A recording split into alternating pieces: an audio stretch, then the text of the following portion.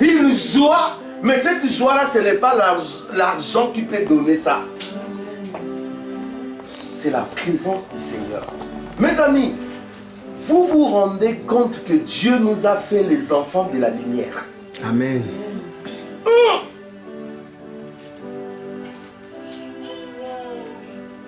Aujourd'hui, notre thème de cet enseignement ce matin, nous sommes les enfants de la lumière. La lumière et les ténèbres se battent depuis longtemps. Amen. Depuis longtemps. Et celui qui a amené les ténèbres, c'est Satan. Parce que Dieu est lumière. Il n'a ni ombre, il n'a ni changement, ni ombre de variation. Ni changement, ni ombre de variation. Dieu est lumière. Et Satan a amené les ténèbres. Et les ténèbres a tout gâché.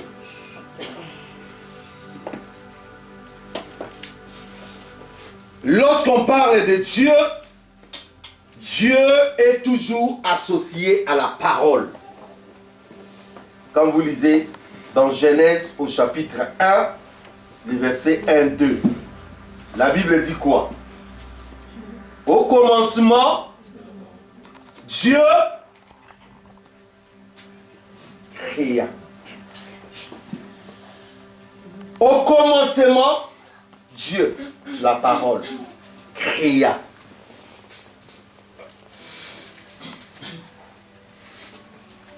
Au commencement, Dieu dit, la parole, que la lumière soit et la lumière fit. Est-ce que nous connaissons ces versets? Amen. Genèse chapitre 1.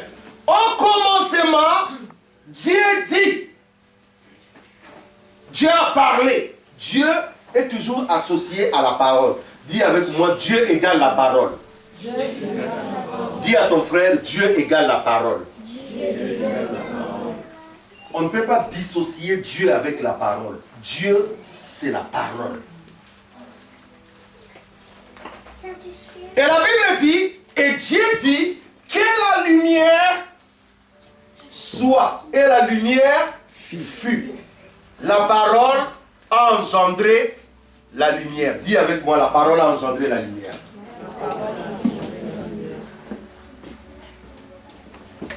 Comprenez bien ce que je suis en train de dire ce matin. Dieu égale la parole. Et la parole engendre la lumière. Là, c'est au commencement de la Bible. Le premier verset de la Bible. On nous dit déjà ça. Genèse, chapitre 1 et 1. Dieu égale la parole engendre la lumière. La Bible dit que les ténèbres régnaient sur la face de la terre. Mais Dieu a dit que la lumière soit et la lumière fit. Là où il n'y a pas Dieu, il y a les ténèbres. Que vous ne voulez ou pas, vous pouvez être beau, belle. S'il n'y a pas Dieu, c'est les ténèbres. Amen. Vous pouvez être né d'une bonne famille, vous pouvez être nanti, vous pouvez... S'il n'y a pas Dieu, il y a la parole. Il y a pas, il y a les ténèbres. C'est clair.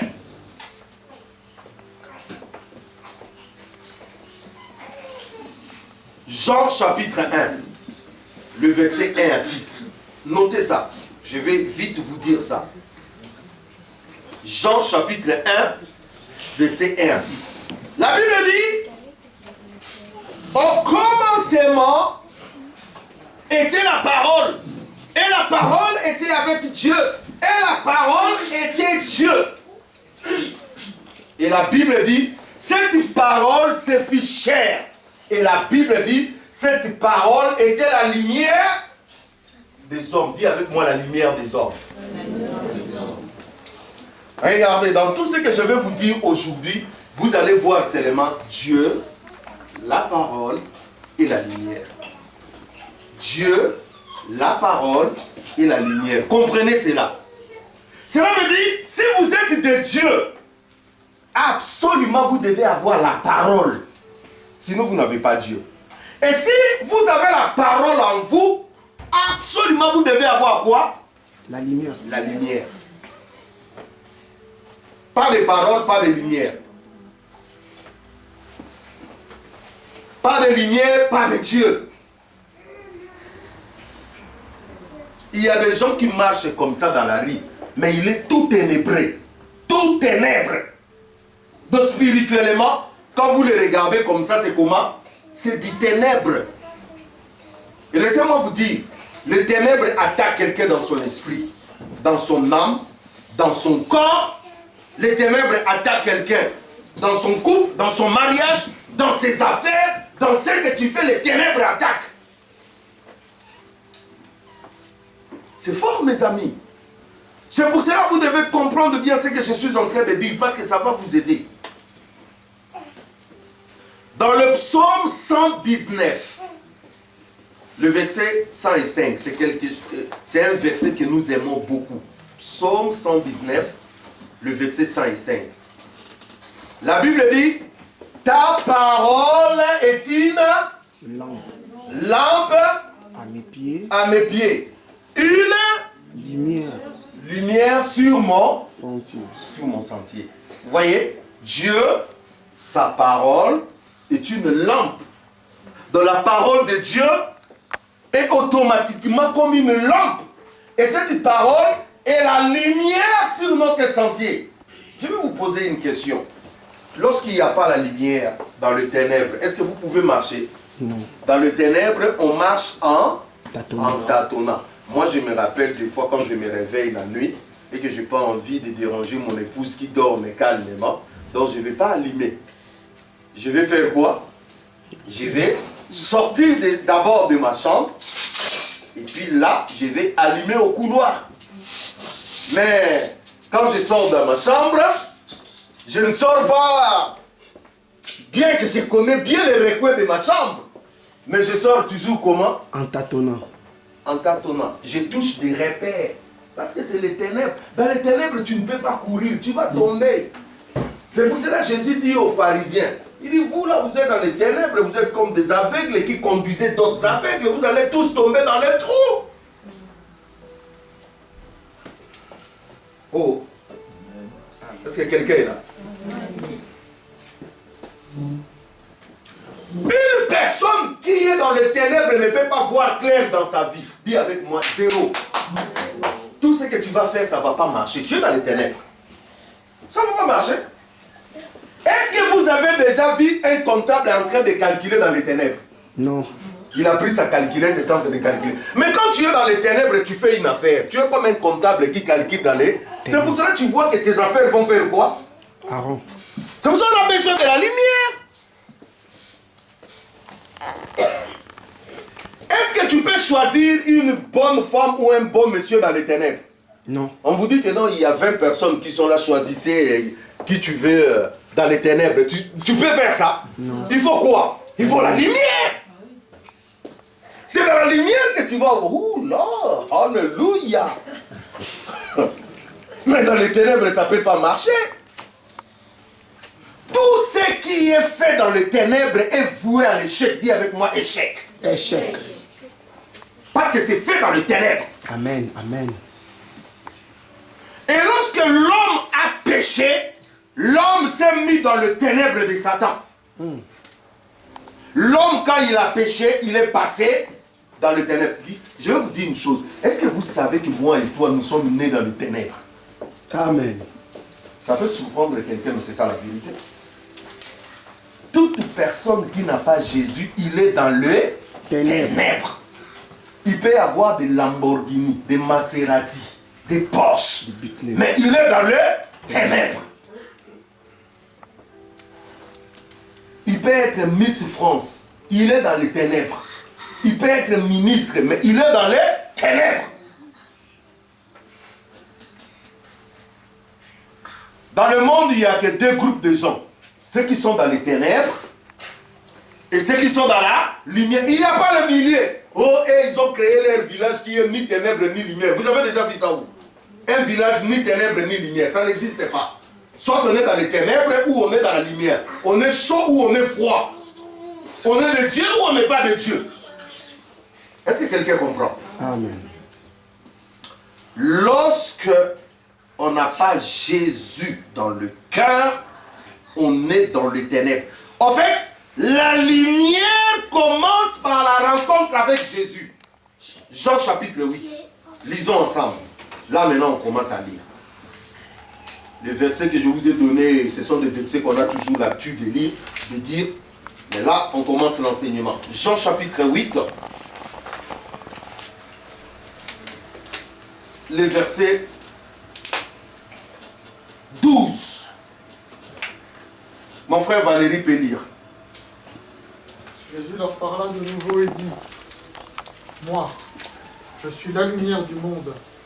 Celui qui me suit ne marchera point dans les ténèbres, mais il aura la lumière de la vie. Je suis la lumière du monde. Alléluia. Il dit, celui qui me suit ne marchera pas dans quoi? Donc celui qui refuse de suivre Jésus, il marche comment? Dans les ténèbres. C'est clair, mes amis. Nous qui suivons Jésus, Jésus nous a communiqué la lumière de la vie. Mais ceux qui ne suivent pas Jésus, ils sont dans les ténèbres. Tes frères peuvent être dans les ténèbres, mais toi tu es dans la lumière. Ton père peut être dans les ténèbres, mais toi tu es dans la lumière. Tes enfants peuvent être dans les ténèbres, mais toi tu es dans la lumière. Ton mari peut être dans les ténèbres, mais toi tu es dans la lumière. Ta femme peut être dans les ténèbres, mais toi tu es dans la lumière. Ton ami peut être ténébré, mais toi tu es dans la lumière. La lumière, ce n'est pas parce qu'on fréquente une église.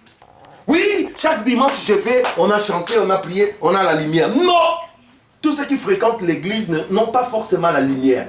Ceux qui fréquentent l'église, qui ne suivent pas Jésus, ils sont toujours dans les ténèbres. Bien même, ils sont dans l'église. Quand bien même ils sont dans l'église, mais ils sont dans les ténèbres. C'est pour cela que vous voyez dans les églises beaucoup de mauvaises choses. Mais pourquoi? Parce que ceux qui sont dans les ténèbres se sont glissés. Dis avec moi, glisser. Glisser veut dire quoi? Ils se sont introduits sournoisement. Dis sournoisement. Dis malinément. Malinément. Je suis en train de changer de mots, hein, mais c'est toujours le même. Glisser, sournoisément, malinément. Quoi encore? On a des gens comme ça qui se font passer pour des enfants de Dieu, mais en réalité, ils ne sont pas des brebis, ce sont des loups. Il y a des pasteurs loups. Dis avec moi, pasteur loup. Pasteur loup qui mangent les brebis. Il y a aussi des fidèles loups qui mangent des pasteurs. Dis avec moi, fidèles loups. Fidèles loups. Qui viennent manger les autres et manger les pasteurs. Donc, si quelqu'un suit Jésus, la lumière de Jésus commence à pénétrer sa vie. Mais si quelqu'un ne suit pas Jésus, rien. 2 Corinthiens. Disons dans 2 Corinthiens. Oh, magnifique Jésus. 2 Corinthiens chapitre 4.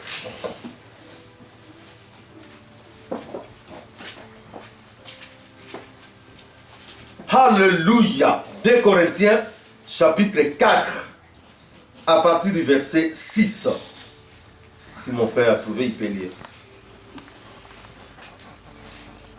6 jusqu'à où? Juste le verset 6. Car Dieu qui a dit, la lumière brillera du sein des ténèbres, a brillé dans nos cœurs pour faire resplendir la connaissance de la gloire de Dieu sur la face de Christ. Dieu qui a dit, la lumière brillera dans les ténèbres, a fait briller la lumière dans nos cœurs. Dis la lumière dans nos cœurs. La lumière dans nos cœurs. Donc la lumière dont je suis en train de parler, ce n'est pas un projecteur que tu auras quand tu marches, il y a un projecteur qui est en train de te frapper, tout le monde va dire « Ouh, j'ai une lumière sur toi !» Non, c'est pas ce que je suis en train de dire. La lumière dont on est en train de parler, cette lumière est où?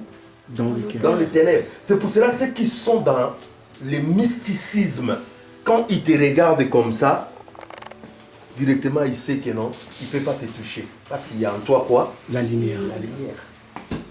Je ne parle pas du faux lumière que les incancas, voilà, les sociétés secrètes, occultistes parlent de la lumière. Ça, c'est les ténèbres.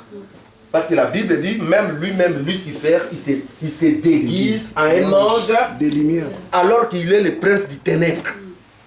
Ça, c'est les ténèbres.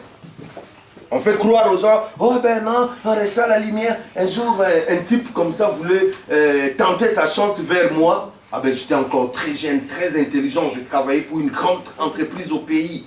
Et j'allais faire des interventions dans cette entreprise-là. Et le PDG de cette entreprise-là m'aimait beaucoup. Mais il était quelqu'un qui est dans la maïkarie. Voilà. Et un jour, je suis allé, il m'a dit, non, quand tu termines, tu viens, on va discuter un peu. Ouais. Je suis venu, et puis il me dit, non, tu sais, j'ai pris le temps de t'observer, tu es un garçon magnifique, fantastique. Et puis je vis en toi une grande lumière, tu as une grande étoile. Et il me dit, si tu veux, je vais t'encadrer. Je vais t'introduire dans notre religion, la maïkari. Les gens disent que non, c'est de l'occultisme, mais ce n'est pas de l'occultisme, c'est la lumière. Je vais t'envoyer au Japon. Ah ben oui, pour un jeune de mon âge là, t'envoyer au Japon, ça fait quand même bien.